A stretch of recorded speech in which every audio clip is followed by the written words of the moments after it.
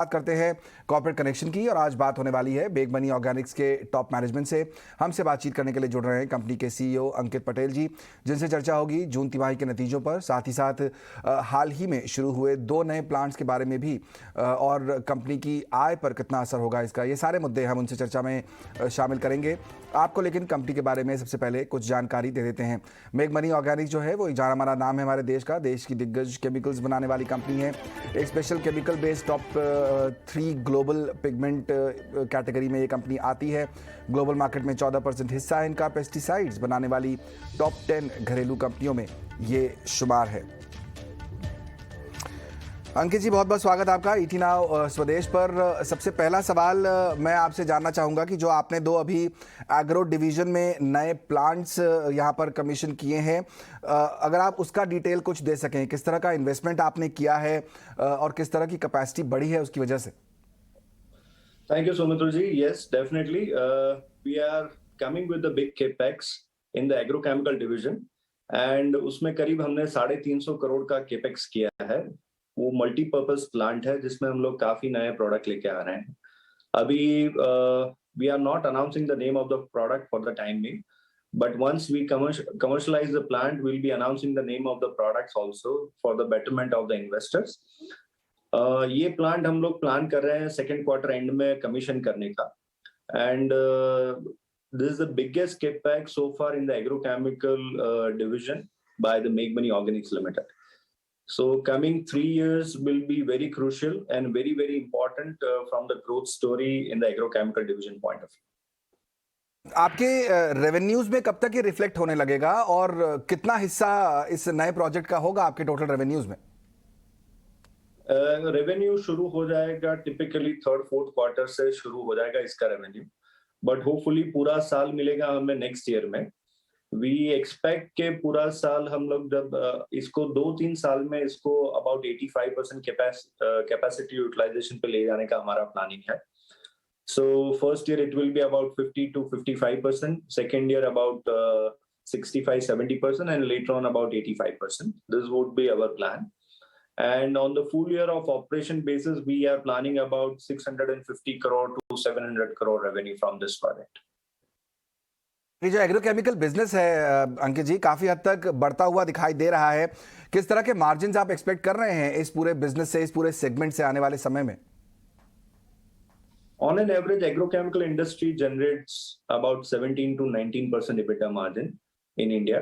And we always try to be above the industry average. तो आप देखेंगे तो हमारे EBITDA margin normally industry average से ऊपर रहते हैं, and we will always try to keep that, and about 20% plus EBITDA margin will be targeting.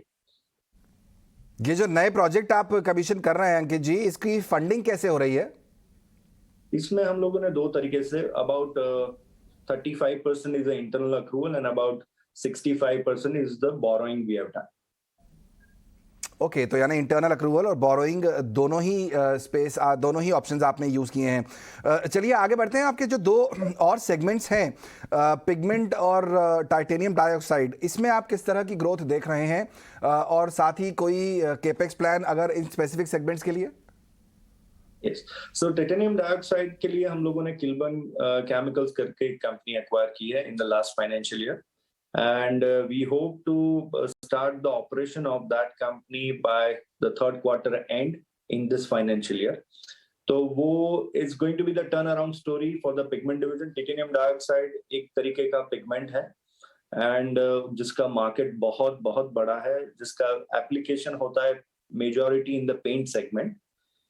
India में करीब 2,50,000 टन के आसपास उसका कंजम्पशन है, जिसमें से Indian production is about 70 to 75,000 ton. बाकी का इंपोर्ट आता है. तो हमारा ये प्रोजेक्ट है वो अंडर आत्मनिर्भर Bharat make in India policy के हिसाब से इंपोर्ट सब्स्टिट्यूट करेगा. ये फर्स्ट फेज में हमारा जो कैपेसिटी है करीब 16,500 टन का प्लांट, वो थर्ड क्वार्टर एंड में शुरू हो जाएगा. सेकेंड फेज पैरेलली हम लोग इसमें काम कर रहे हैं, वो भी हमारा third quarter next financial year में शुरू हो जाएगा. सो हमारा कैपेसिटी हो जाएगा करीब 33,000 ton, and so we will be the largest in India with this capacity for titanium dioxide. Okay, that sounds wonderful. एक आखिरी सवाल पूछूंगा आपसे अंकित जी, और वो ये है कि इस समय चूंकि इतने बड़े आप प्लेयर हैं, ग्लोबली सिचुएशन क्या है? एक्सपोर्ट में भी आपका बिजनेस है, एक्सपोर्ट मार्केट्स कैसे दिखाई दे रहे हैं आपको? डिमांड सिनेरियो इस समय कैसा दिखाई दे रहा है? क्या सिचुएशन, जो चर्चा चल रही थी पिछले कुछ समय से कि ग्लोबल इकोनॉमी मंदी में जा रही है, उसकी वजह से डिमांड कम हो रही है, क्या आपने भी ऐसा कुछ फेस किया है?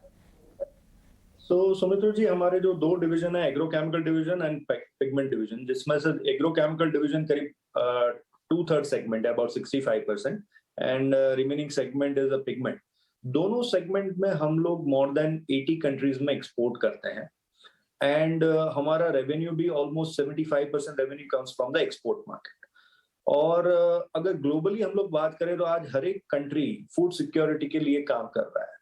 Food security is a very very important agenda, और उसमें एग्रोकेमिकल प्लेज अ की रोल। तो हमें कहीं दिख नहीं रहा है कि एग्रोकेमिकल सेगमेंट पे इसकी इम्पैक्ट आएगी, अगर कहीं पे भी रिसेशन होता है, मार्केट डायनामिक्स चेंज होता है तो भी। सो मेजॉरिटी ऑफ द सेगमेंट हमारे, वी डोंट सी कि कहीं पे भी प्रॉब्लम आएगा। एट द सेम टाइम हमारा बहुत फ्रेगमेंटेड एक्सपोर्ट ओरिएंटेड है, हम लोग कोई एक मार्केट के ऊपर डिपेंडेंट नहीं है।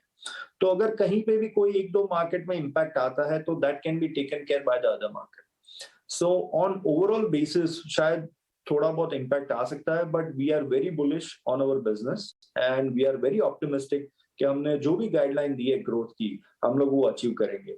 अगले 3 साल के लिए अगर हम लोग बात करें तो we are targeting 20% around CAGR growth for the next 3 years। That sounds wonderful. अगले 3 साल में 20% CAGR ग्रोथ की उम्मीद है।